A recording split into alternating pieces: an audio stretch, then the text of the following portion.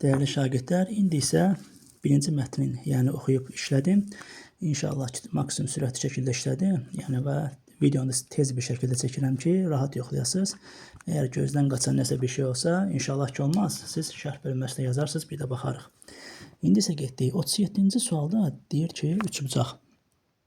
Çarıxmış, yəni nə edəcəyini, nə deyəcəyini bilməmək, özünü itirmək. Qarşılığı da çaşıb qaldı. Qardaşım atamın dediklərini eşidincə çaşıb qaldı. 1-2, bir də 4-də işə girişə bilərdi. Yəni ciddiyyətlə bir işə başlamaq. Böyük bir işə girişmək, yəni işi belə deyim də, ciddiyyətlə görmək. Ona görə də burada 4-ün, yəni o 4-cü cümlənin izahı 6-da yanlış verilmişdi. Ona görə 1-2-4 C variantı olacaq 37-də. 1-2-4 C. 38-də orada yazmışdı ki, diqqət eləsəz, bax, Y variantı. Elimdən keçməyən yolun sonu qaranlıqdır. Diqqət eləsəz, orada yazmışdı ki, ömrümüz boyu zülmətdə yaşamışıq. İndi işıq üzü görməli, oxuyub yazmağı öyrənməliyik. Bunun üçün də uşaqlara oxutmaq lazımdır. Bu fikir E variantına uyğun gəlir. 38-də E olduğunu düşünürəm. 39-da kənd cəmaatının təəccübünə səbəb olan Salmanın çıxışı və uşaqları oxutmaq istəyidir və girişdə var idi. Məni bura göndəriblər ki, sizin uşaqlarınızı oxudum, mənə bina lazımdır. Danışır, insanlar da mat qalıb. 1-3, Salmanın təəccübünə səbəb olan da kənd cəmaatının təhsil olan münasibəti dedi. Siz uşaqların oxumasına əleyhinəsiniz, deyə Salman təəccüblə onlara baxırdı. 1-3-4 B variantı. Sonuncu abzasla bağlı yanlış fikirlər soruşur. Gəlin baxaq. Sonuncu abzasda deyir ki, aradan illər keçib Salman artıq həyatda yoxdur, amma onun gördüyü işlər özünü göstərib.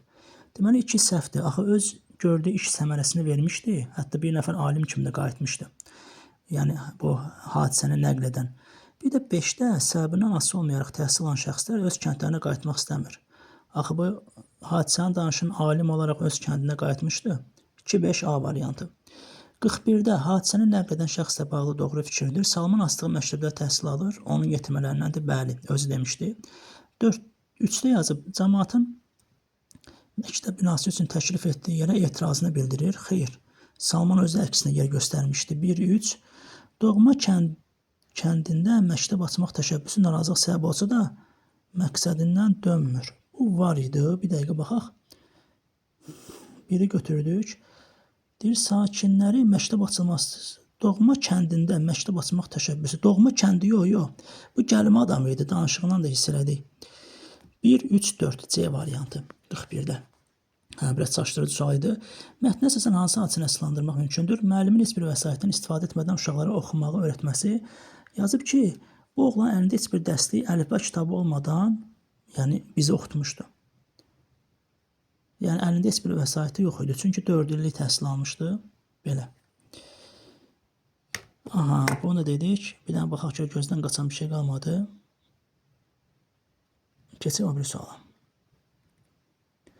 Deyir, əl tutasınız. Baxaq ki, bu doğrudurmu? Sizdən xahiş edirəm mənə əl tutasınız. Bəli, beyni götürmək olar. 44-də diqqət eləsək, cığır burada, yəni həqiqi mənada idi. Amma C-də yazıb ki, bu əsər Azərbaycan ədəbiyyatının yeni cığırlaşdı. Bu məcazidir, yəni fərqli mənadır.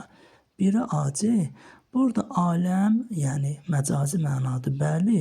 Amma ona verilən cümlə, burada cümlə çıxmırdı. Hələ B olduğu kimi qalacaq. 1 AC, 2B, 44-də A-nı götürürük. 45-də uşaqlar şərh bölməsində yazar, cədvəldə nə istəyirdi, onu bilmədim. Yəni, çünki əlində cavab kartı yoxdur, uşaqlar yazsa yaxşı olar. 46-da əvvəlində rəqəm yazılmış ifadələrin qarşılığı, sinonimi, yəni ifadə etdiyi mənası, baxaq. Burada tənk nəfəs, yəni nəfəsi kəsilmək, nəfəsi tutulmaq mənasında. Sonra ikincidə əbəsdir, yəni mənasızdır, boşdur, mənasızdır. Puça çıxmayıb, yəni boşa çıxmayıb, yəni itməyib, boşa çıxmayıb o mənada. Bir dənə yerdə qaldı bu axırdan əvvəlkinci sual, 45-ci sualda o da ki, yoxdur deyə deyənmədim. Diqqətinizə görə təşəkkürlər. Kanala abunə olmağı unutmayın.